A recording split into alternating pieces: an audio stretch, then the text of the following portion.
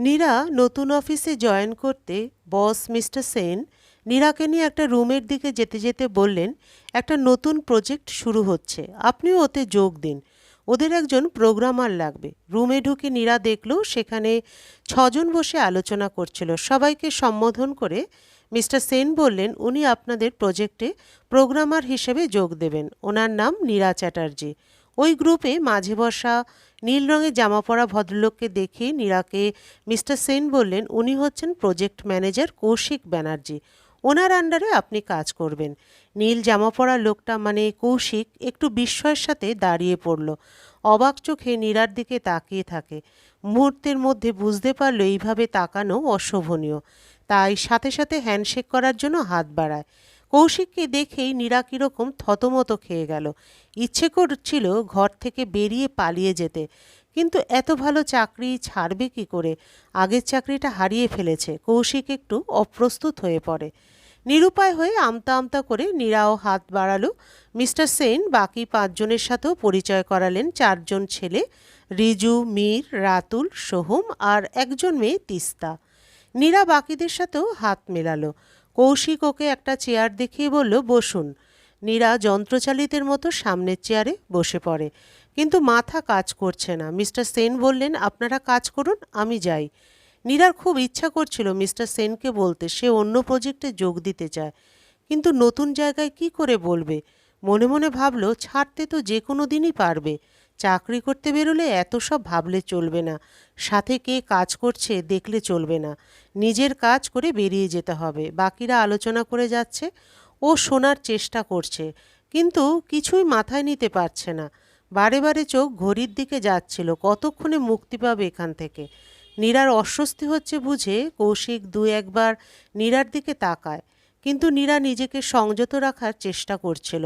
সন্ধে 6টা নাগাদ কৌশিক বলল, আজ ওঠা যাক, কাল বাকিটা ডিসকাস করে নেব। মিস চ্যাটার্জি, আমি কিছু পেপার দিচ্ছি, বাড়ি গিয়ে পড়ে নেবেন। আমাদের প্রজেক্টের সম্বন্ধে আপনার কিছুটা আইডিয়া হয়ে যাবে। সবাই উঠে পড়ল রুম থেকে বেরোবার জন্য। কৌশিক নীরার দিকে তাকিয়ে বলল, 1 মিনিট অপেক্ষা করবেন আপনি, আমি কাগজগুলো আলমারি থেকে বের করে দিচ্ছি। নীরা ঠিক এই মুহূর্তটা অ্যাভয়েড করতে চাইছিল, কিন্তু এখন কি করবে? মাথায় কিছু আসছে না। বাকিরা সবাই বেরিয়ে যাচ্ছে। সহকর্মী মহিলাটির নাম কিছুতেই মনে পড়ছে না। কোনো রকমে বলল, hello ma'am. Teesta hello ma'am শুনে ঘুরে তাকালো। নীরা বলল, আপনার সাথে একটু দরকার ছিল। তিস্তা একবার কৌশিকের দিকে তাকায়। কৌশিক নীরার দিকে তাকিয়ে কিছু বোঝার চেষ্টা করে। তারপর তিস্তাকে বলল, আপনিও বসুন। কৌশিক আলমারি থেকে কিছু কাগজ বার করে দিতেই নীরা সেগুলো কোনো রকমে ব্যাগে ঢুকিয়ে তিস্তার সাথে বাইরে বেরিয়ে যায়। তিস্তার নীরার এই ব্যবহার একটু অস্বাভাবিক মনে হচ্ছিল। তাছাড়া নীরার কপালে ঘাম দেখে সামথিং ইজ রং মনে হচ্ছিল। তাই নীরাকে বলল, আপনার শরীর ঠিক আছে? এত ঠান্ডাতেও কীরকম ঘেমে গেছেন। নীরা আমতা আমতা করে বলে, না আসলে সারাদিন খুব ধকল গেছে, দুর্গাপুর থেকে আজকেই এসেছি, কোন ভোরে উঠেছি, তাই একটু ক্লান্তি লাগছে। তিস্তা বলল, আপনি কলকাতায় থাকেন না? নীরা, না আমি এখানে থাকি না, আগের চাকরি খড়গপুরে ছিল, সেখানে একটা ভাড়া বাড়িতে থাকতাম। গত মাসে কোম্পানিটা উঠে গেছে। আজ তাহলে কোথায় থাকবেন? তিস্তা জিজ্ঞাসা করে। নীরা বলল, আজ ধারে কাছে একটা গেস্ট হাউস বুক করেছি, 2-1 দিনের মধ্যে একটা ভাড়া বাড়ি খুঁজে শিফট হয়ে যাব। নীরা তিস্তার সাথে ভালো বন্ধুত্ব তৈরি করে নিল।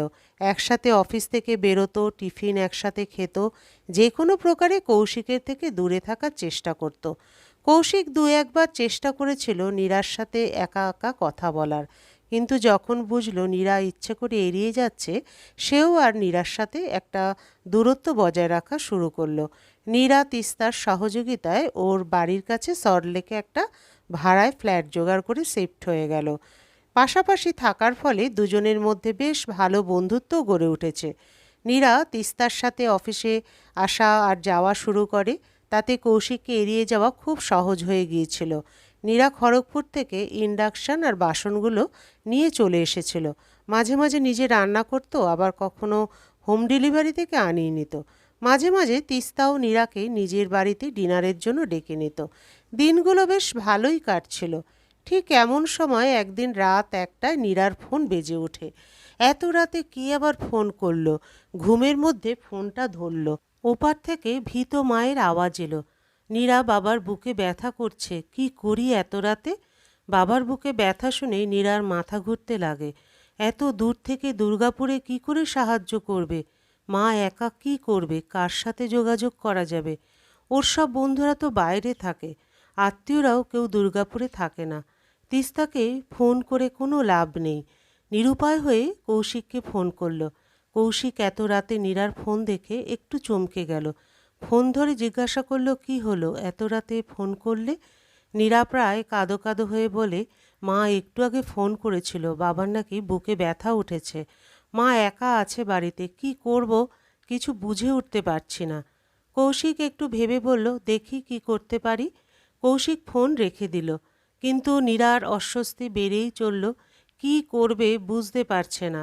ইচ্ছে করছিল ছুটে বাবা মায়ের কাছে চলে যায়, কিন্তু এত রাতে সেটা কি করে সম্ভব?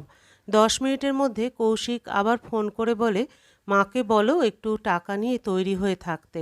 15 মিনিটের মধ্যে অ্যাম্বুলেন্স চলে আসবে। নার্সিংহোমের সাথেও যোগাযোগ করেছে। নার্সিংহোমের টাকা নিয়ে ভাবতে হবে না, সেটা আমি পাঠিয়ে দেব। তুমি তৈরি হয়ে থাকো, দুর্গাপুরে যাওয়ার জন্য আমি আধ ঘন্টার মধ্যে আসছি। নীরা মাকে ফোন করে জানিয়ে দিল খবরটা। এত সহজে সমস্যার সমাধান হবে ভাবতেও পারেনি। আশাই করেনি বাড়ি যাওয়ার ইচ্ছেও এত তাড়াতাড়ি পূর্ণ হয়ে যাবে। ভেবেছিল সকালের আগে বাড়ির জন্য বেরোতে পারবে না। তাড়াতাড়ি আলমারির সামনে পড়ে থাকা কিছু জামা কাপড় ব্যাগে ভরে নেয়। সামনে হ্যাঙ্গারে টাঙানো জিন্স আর কুর্তি পরে নিজেও তৈরি হয়ে গেল।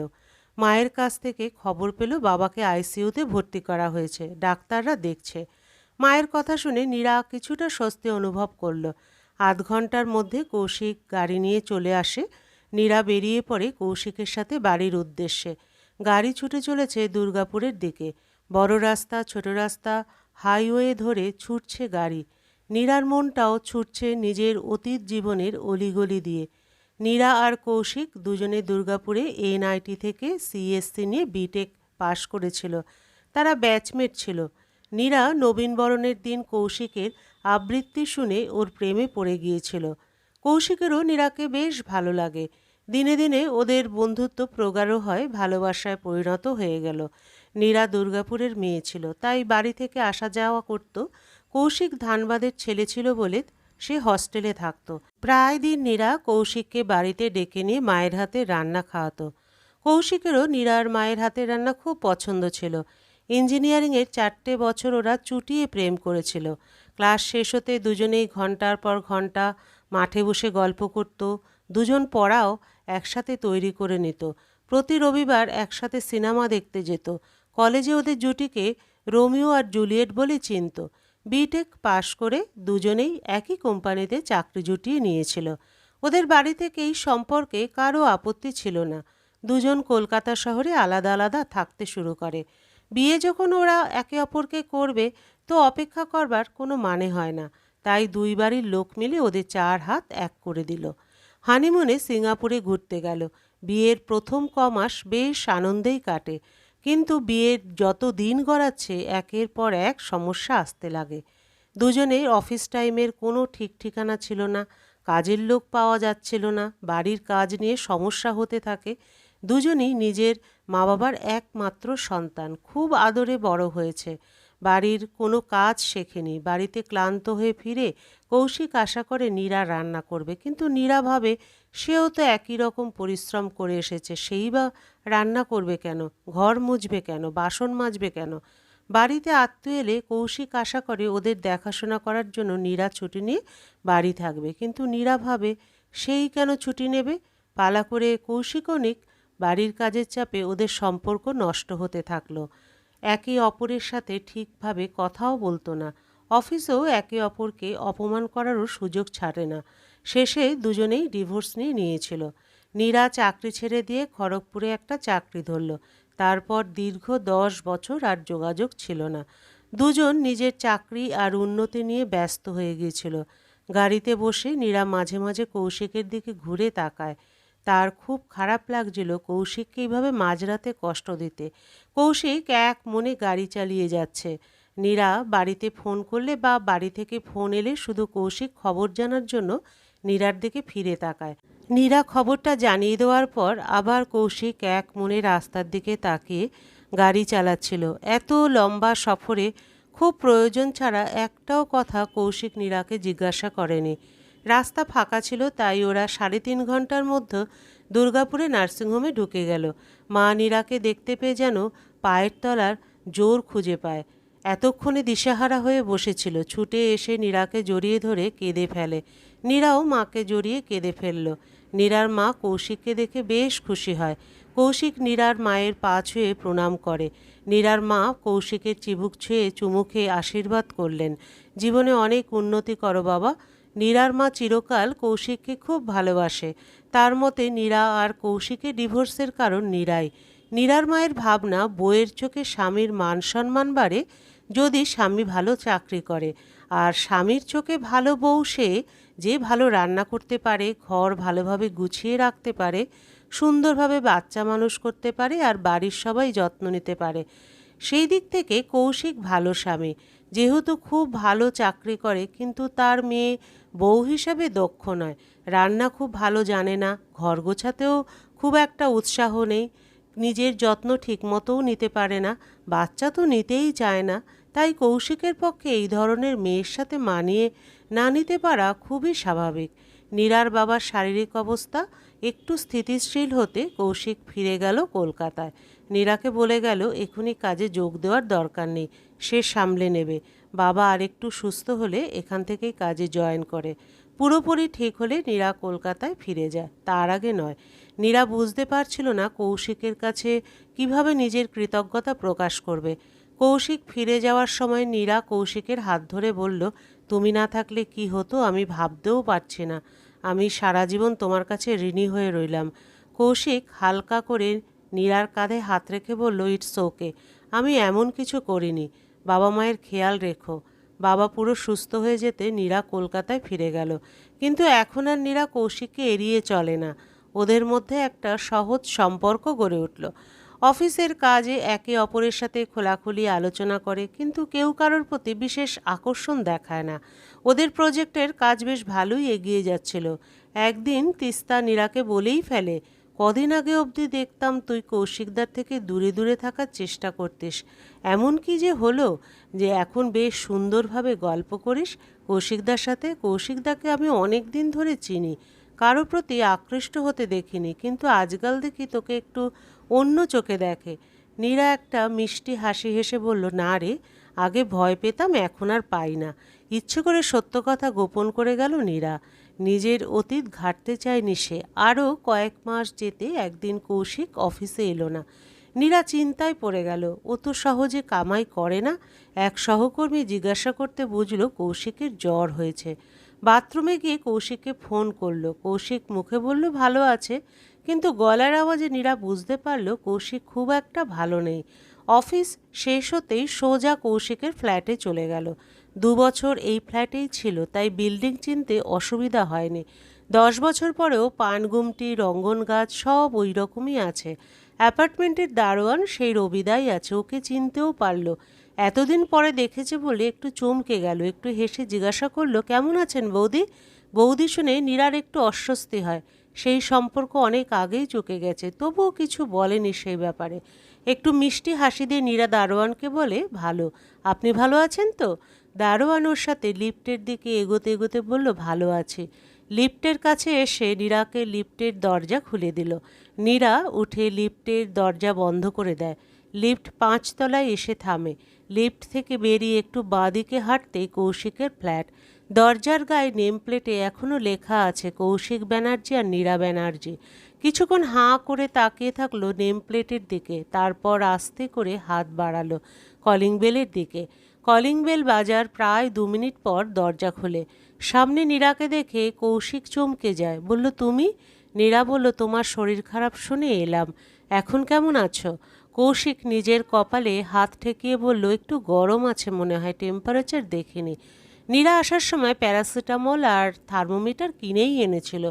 ব্যাগ থেকে থার্মোমিটার বার করে কৌশিকের টেম্পারেচার চেক করলো, 102 জ্বর। নীরা কৌশিককে জিজ্ঞাসা করে, কিছু খেয়েছো? কৌশিক বলল, কিছু খেতে ইচ্ছে করছে না, তাই খাইনি। নীরা রান্নাঘরে গিয়ে দেখলো কিছু খাবার জিনিস আছে কিনা। শুধু বিস্কুট চোখে পড়ল, ফ্রিজেও কিছু পেল না। আবার রান্নাঘরে গিয়ে চা আর কয়েকটা বিস্কুট নিয়ে এসে বলল, এইগুলো খেয়ে নাও, তারপর জ্বরের ওষুধ দেব। কৌশিক বলল, ইচ্ছে করছে না খেতে। নীরা একটা ধমক দিল, চুপচাপ খেয়ে নাও। ধমক দিয়েই নীরা লজ্জায় মাথা নিচু করে ফেলে। এখন কৌশিকের ওপর তার সেই জোর থাকার কথা নয়। কৌশিক নীরার দিকে চেয়ে একটু হাসার চেষ্টা করে। দেখতে পেল 10 বছরের আগের নীরাকে। কৌশিক ভালো ছেলের মতো চুপচাপ চা বিস্কুট খেয়ে নেয়। নীরা একটু পরে ওষুধ আর জল কৌশিকের দিকে এগিয়ে দিতে সেটাও সে চুপচাপ খেয়ে নিল। কৌশিকের ডেঙ্গু ধরা পড়ে। কৌশিক নিজেকে পুরোপুরি নীরার হাতে ছেড়ে দেয়। নীরা নিজের বাড়ি গিয়ে নিজের কিছু জামাকাপড় আর কিছু প্রয়োজনের জিনিস নিয়ে আসে। নীরা রাত দিন জেগে কৌশিকের সেবা করে গেল। কৌশিকের গা স্পঞ্জ করাতে গিয়ে নীরা 10-12 বছর আগেকার মধুর স্মৃতিতে হারিয়ে যেত আর নিজের অজান্তেই কৌশিককে জড়িয়ে ধরত। সাথে সাথে নিজের ভুল বুঝতে পেরে আবার ছেড়ে দেয়। কৌশিক প্রথম কয়েকবার চমকে গিয়েছিল। নীরা জড়িয়ে ধরলে ওরও খুব ভালো লাগতো, তাই তারপর থেকে নীরা ওকে জড়িয়ে ধরলে সেও নীরাকে জড়িয়ে ধরে। কৌশিক সুস্থ হতে লাগলো আর সাথে সাথে ওদের সম্পর্কের গভীরতাও বাড়তে থাকে। জীবনের সুন্দর মুহূর্তগুলো ওরা আবার খুঁজে পায়। বিয়ের প্রথম দিকে যেমন তারা একে অপরকে সম্পূর্ণরূপে পেত, ঠিক সেই মুহূর্ত আবার ওদের জীবনে ফিরে এলো। জ্বর একটু কমতে নীরা কৌশিকের বাড়ি থেকে ওয়ার্ক ফ্রম হোম শুরু করে। যেহেতু প্রজেক্ট ম্যানেজার কৌশিক ছিল, তাই অনুমতি পেতে অসুবিধা হয়নি। কৌশিক আরও একটু সুস্থ হতে নীরা কৌশিকের বাড়ি থেকেই অফিসে যেত আর কৌশিক বাড়ি থেকে ওয়ার্ক ফ্রম হোম করতে লাগলো। নীরা বাড়ি ফিরে এসে দেখতো কৌশিক ঘরটা সুন্দরভাবে গুছিয়ে রেখেছে, রান্নাও করে রেখেছে। ওর রান্না খেয়ে নীরা অবাক হয়ে একদিন বলল, খুব ভালো রান্না করেছো, কোথা থেকে শিখলে? কৌশিক হাসতে হাসতে বলে, সময় অনেক কিছু শিখিয়ে দিয়েছে।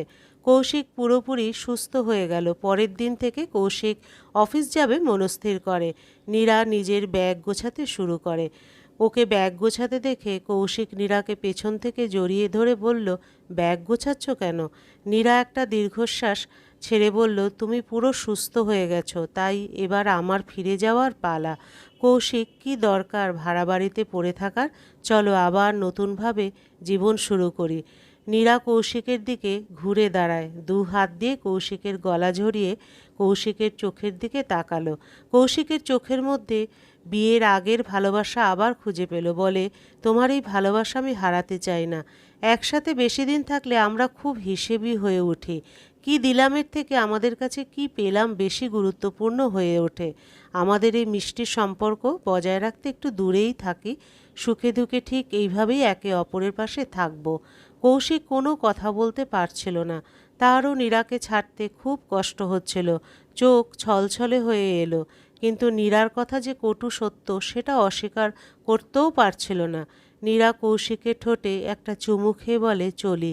আস্তে করে নিজেকে কৌশিকের বাহুবন্ধন থেকে ছাড়িয়ে নিয়ে নিজের ব্যাগ কাঁধে নিয়ে তাড়াতাড়ি দরজার দিকে এগিয়ে যায়। জানে আর এক মুহূর্ত থাকলে সে দুর্বল হয়ে পড়বে। গল্পের সমাপ্তি এখানেই। আবার দেখা হবে পরবর্তী আরেকটি গল্পের সাথে।